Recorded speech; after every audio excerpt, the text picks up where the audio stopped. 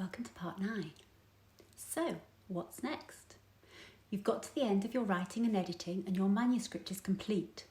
Now you have to decide what to do next. And as we are in the 21st century, the great news is that you have options, loads of them. Option 1.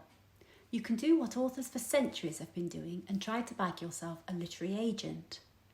If an agent likes your book enough to want to take you on and then to sell it for you, then this may be your way into a publishing contract, although there's no guarantee of that. Plenty of writers have an agent but no book deal. However, having an agent does help, and many of the big traditional publishing houses are unlikely to accept your submission unless it comes through an agent. For many people, this option aligns so closely with their dreams that it really is the only one they want to consider.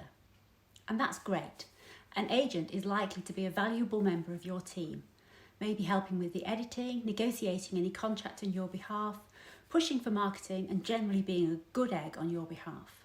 You will then pay them 15% of what you earn as their commission, and that is likely to continue even after your relationship with the agent has come to an end. So that's something to bear in mind. The important thing to remember here is that agents are generally swamped with inquiries. So you really need to take care that yours doesn't fall at the first hurdle. Make sure your book is in the best state it can be and follow their submission instructions to the letter, or you may just get dumped without anyone ever reading a word of what might be a bestseller. Option 2. You can submit your manuscript direct without using an agent. The proviso here is that not all publishers allow this, and those that do sometimes have limited windows of time when they will accept unsolicited manuscripts direct. But if you keep your eyes open, then there's nothing stopping you from having a go. As with option 1, make sure that you comply with all the instructions properly. Using the wrong font or the wrong document type can be enough to send you skidding into the reject pile. Option 3, do it yourself. Self-publishing used to be called vanity publishing because it was the realm of people who were unable to get a publishing house to appreciate the merits of their book and so decided to publish it themselves. Mark Twain, Beatrix Potter and Margaret Atwood all started out this way back when there was a stigma attached to it, and they didn't do too badly. But these days, publishing your book yourself is generally the result of a definite decision that the author makes themselves, rather than because they've been rejected elsewhere. By publishing yourself, you are able to keep control. You make the creative decisions on your manuscript, choose your own cover, decide where and when you would like to be published, and control your own pricing and marketing strategies. For the avoidance of doubt, whilst you can create your own paperback and hardback versions of your book, the majority of your sales are likely to be of the ebook because of the difficulties in getting your books into bookshops as an independent author. The internet is awash with sites that will help you through the process. I find the Creative Pen and the self-publishing formula to be the most helpful, but there are many, many more, and you just need to find somewhere that suits your style.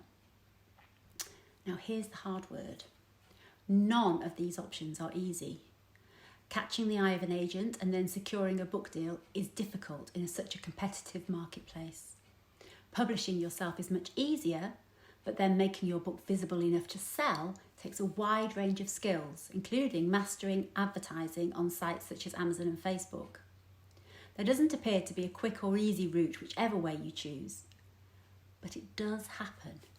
People do find success through all three paths. My own story is a case in point. Being of an independent mind and also quite scared of rejection, I made a business decision to publish my first book, Postcards from a Stranger, on my own. I did the courses and learned what was necessary and published the book myself on the 9th of June. I was delighted. My book was out there and it was selling to people that I didn't know. Then, on 7th July, I received an email from an editor at Amazon Publishing. She had read the book and wondered what else I was working on. 5 months later, I had signed a 3-book deal. Postcards has currently sold more than 250,000 copies and has been number 1 in the UK and Australian Kindle stores. I had no agent and I negotiated the contract myself. That contract led to others, and now I am earning my living as a full-time author. So it can be done. A very well-known editor once said to me that all books can get published in the end.